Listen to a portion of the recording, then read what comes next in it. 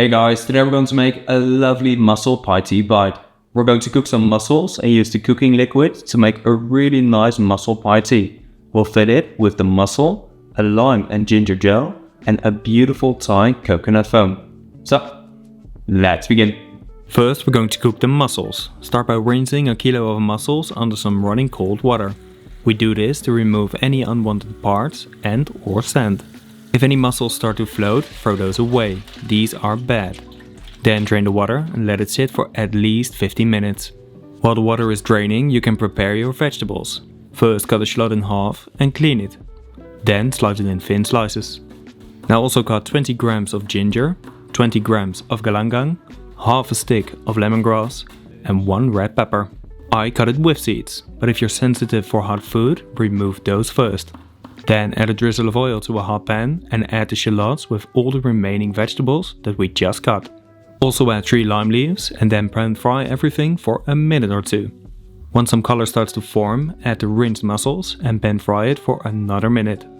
Then deglaze the pan with 200 grams of coconut milk and cover the pan with a lid. Now boil the mussels till all of them have opened up. This takes about a minute. Once cooked, remove the lid and drain the liquid from the mussels. Then cool them down as fast as possible. I always keep the cooking liquid to use in other recipes. Once the mussels have cooled down, remove them from the shells and throw the shells away. Now pass the liquid through a fine sieve and then use it to cover the cleaned mussels. This prevents them from drying out. Later on we'll also use a part of the liquid for the pie tea recipe. Now keep the mussels in your fridge for later. Then the pie tea. Pour 300 grams of the mussel broth into a measuring cup and also add 50 grams of egg, 100 grams of flour, 25 grams of cornstarch and 6 grams of squid ink. Now blend this till it's a smooth batter with no lumps. To really ensure there are no more lumps and to remove any small air bubbles, pass the batter through a fine sieve. Then heat up some frying oil till the temperature is 170 degrees Celsius and submerge the pie tea stamp to heat it up as well.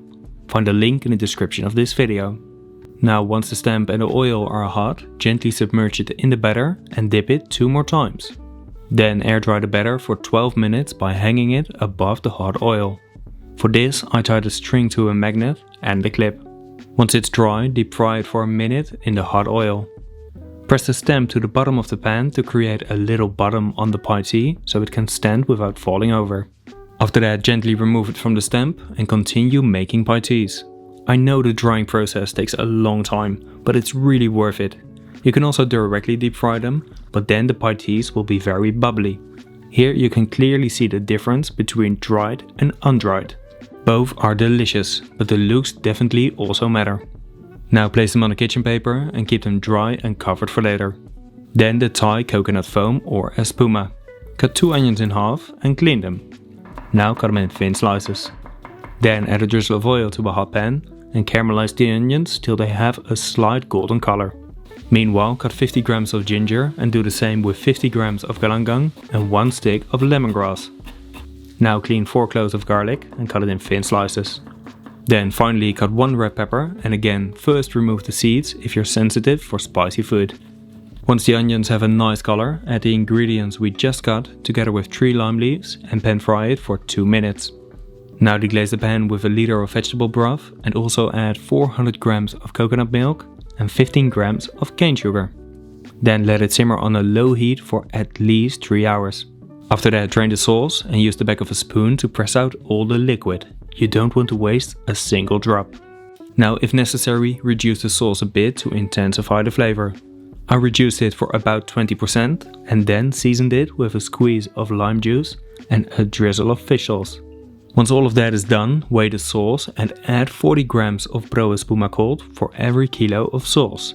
I had 500 grams of sauce, so I added 20 grams. Then blend it till smooth. Once smooth, pour it into a siphon and charge it with 1 charge. Shake it well and then let it sit in your fridge for at least 30 minutes. You'll end up with a delicious and very stable foam. Now the ginger and lime gel. Cut 4 limes in half and juice them for 150 grams of juice. Also add 100 grams of water and 100 grams of sugar. Then cut 100 grams of ginger in thin slices and add it to the pan as well. Bring this to a boil. Once it's boiling, turn off the heat and let it cool down completely out of the fridge. Then drain the liquid and pour it back into the pan. Now add 5 grams of agar powder and give it a good mix. Bring it to a boil for at least 30 seconds. After that, pour it into a bowl and let it cool down in your fridge. Then transfer it into a blender and blend it into a smooth gel. Now I always vacuum my gels. By doing this, you will remove the air bubbles and that will leave you with a lovely clear and intense gel. Now transfer it into a piping bottle and keep it in your fridge for later. Then we can start to finish the mussel bites. Pipe 2 small dots of the gel on the bottom of the pieces and place a mussel on top. I've portioned the mussels in 3 for more comfort when eating. Add some flaky salt for seasoning and then cover the pieces with the Thai coconut foam. Then level the top and decorate with any green leaves you like. Right now my garden is full of chickweed. Very delicious and it looks great. Okay guys, that's it for today. Super happy with the result. The Amuse looks amazing. The lovely pie tea. It's still a bit crispy as well. Normally it will turn soggy quite fast because I always take B-roll and pictures and stuff like that. So you always need to serve it as soon as possible. But I must say I'm quite surprised because yes, it's still lovely crispy. So super happy with that. I would say in terms of keeping it, you can keep it in your fridge for 3 days. Not once it's baked, but then you need to serve it as soon as possible. But all the components, the foam you can keep 3 days in your fridge. You can also freeze it, which is great. The mussels, I would serve them on the day or the day after. Don't keep them any longer than that because you want them as fresh as possible. Otherwise your guests could get very, very sick. What I always do is once I've cooked the mussels and I'm not going to use the liquid anymore, I freeze it. And then once I need it, take it out of the freezer, bring it to the boil, and then it's ready to use, for example, for the party. And in terms of the gel, you can also freeze it.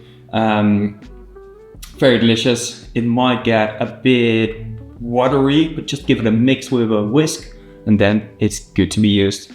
So, let's dig in.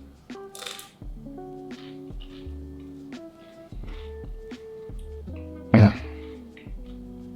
That's so good. You have the lovely texture of the mussel, super nicely cooked. The foam is just packed with flavor, and then the citrus to give a bit of balance. And the crispy party, yeah, combination made it happen. But that's it for today, guys. Like I said, I hope you've enjoyed the video. Please let me know in the comments on what you want to see next. Like and share the video. And subscribe if you want to support my channel and if you don't want to miss any other great recipes. And as always, bon appetit!